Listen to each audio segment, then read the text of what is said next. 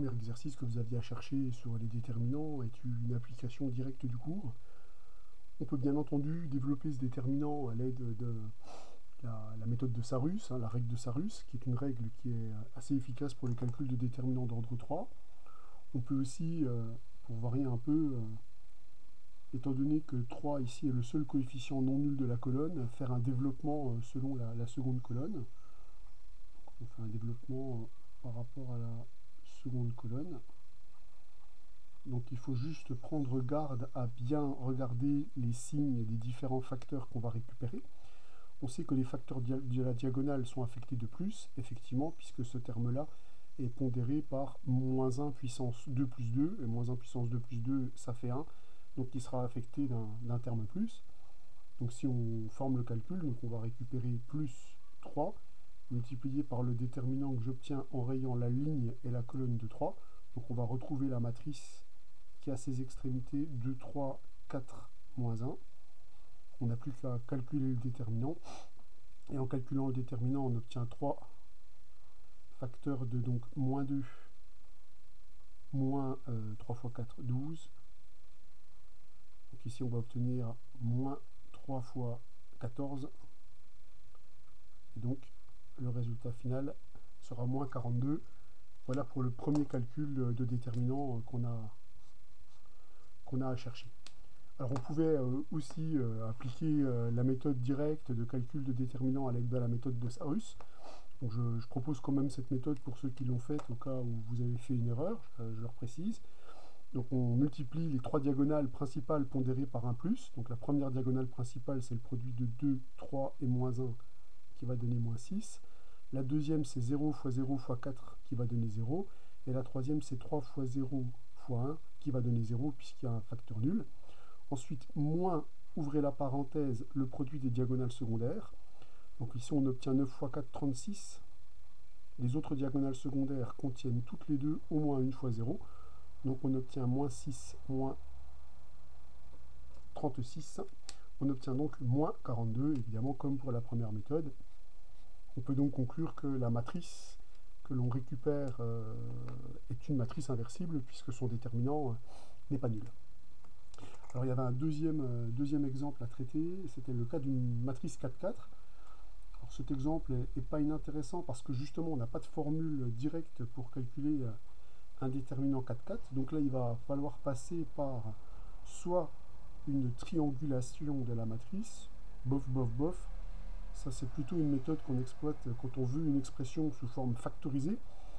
Ici, je vais plutôt privilégier un calcul d'opérations élémentaires sur les lignes et les colonnes qui permettent de simplifier le calcul du déterminant, conjugué à un développement selon une ligne ou selon une colonne.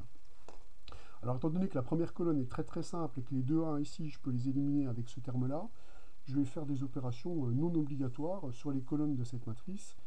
Je vais faire deux transvections qui ne changent donc pas la valeur du déterminant. Je vais par exemple remplacer la colonne 3 par la colonne 3 moins la colonne 1, pardon, et je vais remplacer la colonne 4 par la colonne 4 moins la colonne 1 de la même façon pour ramener 2 zéros ici et faciliter un développement selon une colonne. Donc la première colonne, je m'en sers de pivot, je ne la modifie pas. La deuxième colonne n'est pas non plus modifiée, elle a 2 zéros en son sein. Et celle-ci va donner donc 0, 4, donc j'ai dit moins la première colonne, moins 1, 0. Et enfin, 0, 2, 1 et moins 1, effectivement.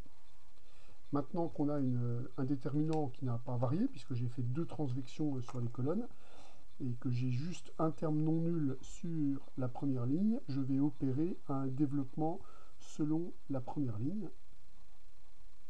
J'ai un seul coefficient non nul, et le signe du facteur qui lui est associé est assez facile à trouver. C'est toujours un coefficient de la diagonale. Donc il sera pondéré par un 1. Donc le déterminant, ça va être une fois le déterminant obtenu en rayant la ligne et la colonne considérée. Donc on se ramène directement au calcul d'un déterminant de taille 3. Donc ce déterminant, c'est celui que j'obtiens en rayant ligne et colonne. Donc 0, 10, 2, 4, moins 1, 0, puis 2, 1, moins 1. Alors là, soit on utilise une méthode type Sarrus, soit on utilise encore une fois un développement selon une ligne ou selon une colonne. Bon, comme Sarus, je l'ai déjà beaucoup utilisé, je vais plutôt développer selon une ligne, une colonne.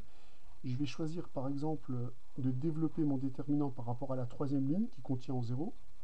Donc, développement par rapport à la troisième ligne de cette matrice. Je vais regarder quels sont les facteurs qui leur sont, les signes qui leur sont affectés. Donc là, un coefficient diagonal, on part d'un plus, puis moins, puis plus. Donc là, il sera affecté celui-ci d'un plus, celui-ci d'un moins, mais il ne comptera pas, et celui-ci d'un plus.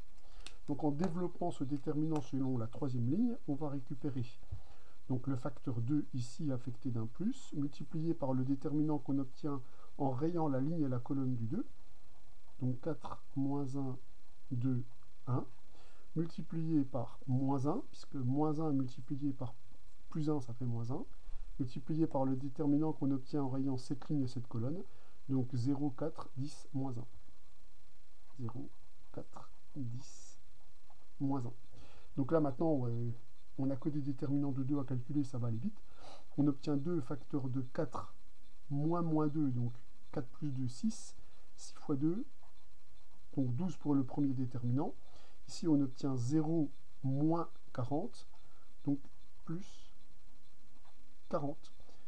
Et par conséquent, le résultat va donner 52.